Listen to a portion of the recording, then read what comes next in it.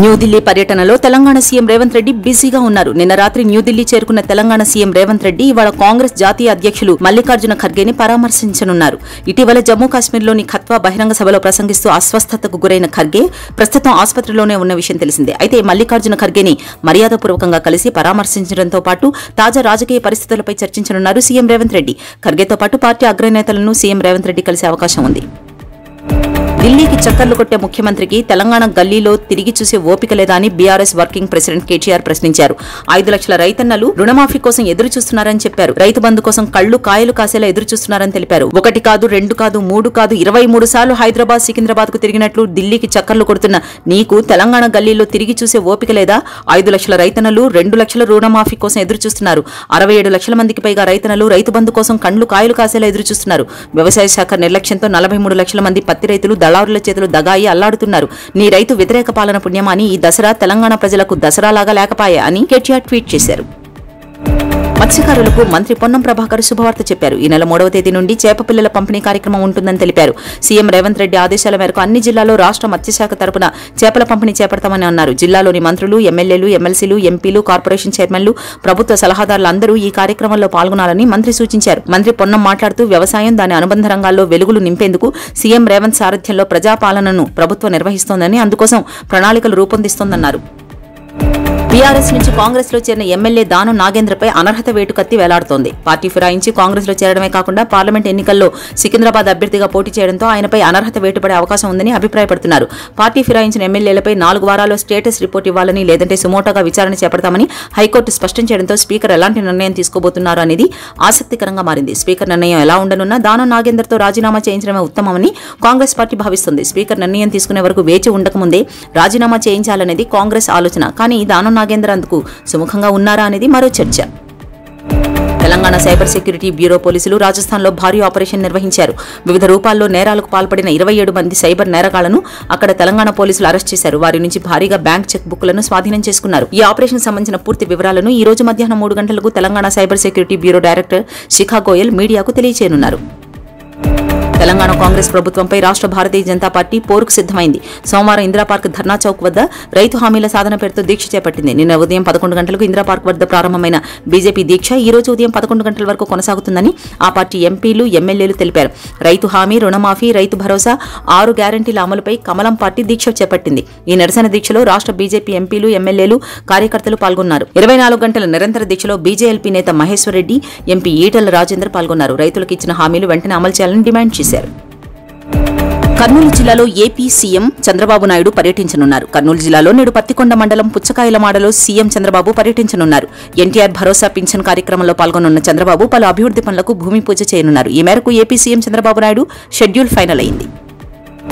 ప్రాయశ్చిత్త దీక్ష చేస్తున్న జనసేన అధినేత AP deputy CM Pawan Kalyan Tirumala Tirupati Sri Venkateswara స్వామిని దర్శించుకోనున్నారు. ఈ రోజు సాయంత్రం 5 గంటలకు గన్నవరం ఎయిర్పోర్ట్ నుంచి ప్రత్యేక విమానంలో బయలుదేరనున్న జనసేన అధినేత మొదట రేణిగుంట ఎయిర్పోర్ట్ లో ల్యాండ్ అవుతారు. అక్కడి నుంచి తిరుపతి చేరుకుని రాత్రికి తిరుమలకు ప్రయాణమవుతారు. ఉదయాన్నే నడక మార్గంలో ప్రయాణించి శ్రీవారిని దర్శించుకుంటారు. ఇదిలా ఉంటే డిప్యూటీ సీఎం పర్యటన నేపథ్యంలో నడక మార్గంలో 3 లేయర్ సెక్యూరిటీని ఏర్పాటు చేయనున్నట్లు పోలీసులు తెలిపారు. ఈ క్రమంలోనే పార్టీ నేతలు ఎట్టి పరిస్థితుల్లోనూ పవన్తో పాటు నడిచే ప్రయత్నం చేయవద్దని పార్టీ సూచించింది.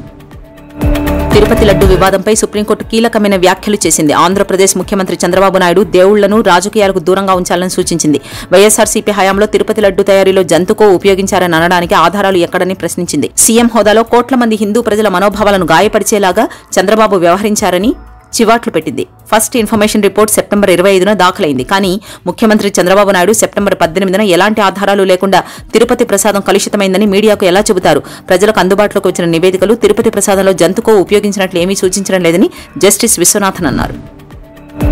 ఏపీలో నిత్యావసరాల ధరల మంట నేపథ్యంలో కందిపప్పు, చక్కెర ధరలు తగ్గిస్తూ కూటమి ప్రభుత్వం నిర్ణయం తీసుకుందని పౌర సరఫరాల శాఖ మంత్రి నాదెండ్ల మనోహర్ ప్రకటించారు. నిత్యావసరాల ధరలు ఆకాశాన్ని తాకి సామాన్య ప్రజలు సతమతమవుతున్న వేళ ప్రభుత్వం కీలక నిర్ణయం అమల్లోకి వస్తుందన్నారు. ఇవాళ నుంచి 67 రూపాయలకే కిలో కందిపప్పు, 17 రూపాయలకే అర కేజీ చక్కెర పంపిణీకి శ్రీకారం చుడుతున్నట్లు పౌర సరఫరాల శాఖ మంత్రి నాదెండ్ల మనోహర్ ప్రకటించారు.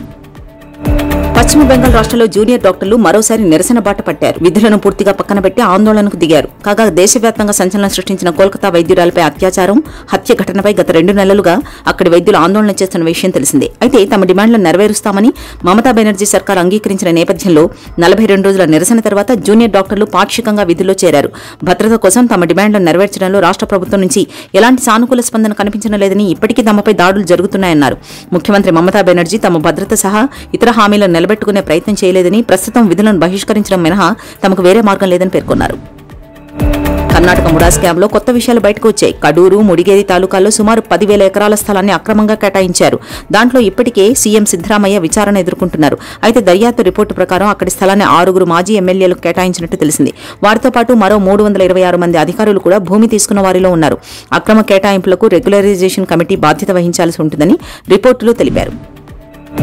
జమ్మూ కాశ్మీర్ అసెంబ్లీ ఎన్నికల 3వ చివరి దశ పోలింగ్ మంగళవారం ఉదయం 7 గంటలకు ప్రారంభమైంది. పోలింగ్ కేంద్రాల వద్ద తమ ఓటు హక్కును వినియోగించుకునేందుకు ఓటర్లు బారులు తీరారు. జమ్మూ ప్రాంతంలోని జమ్మూ, ఉధంపూర్, సాంబా, కథువా జిల్లాలు, ఉత్తర కాశ్మీర్లోని బారాముల్లా, బండిపోరా, కుప్వారా జిల్లాలకు చెందిన 39.18 లక్షల మంది ఓటర్లు 5,060 పోలింగ్ స్టేషన్లలో తమ ఓటు హక్కును వినియోగించుకున్నారు. పోలింగ్ ఉదయం 7 గంటల నుండి సాయంత్రం 6 గంటల వరకు జరగనుంది.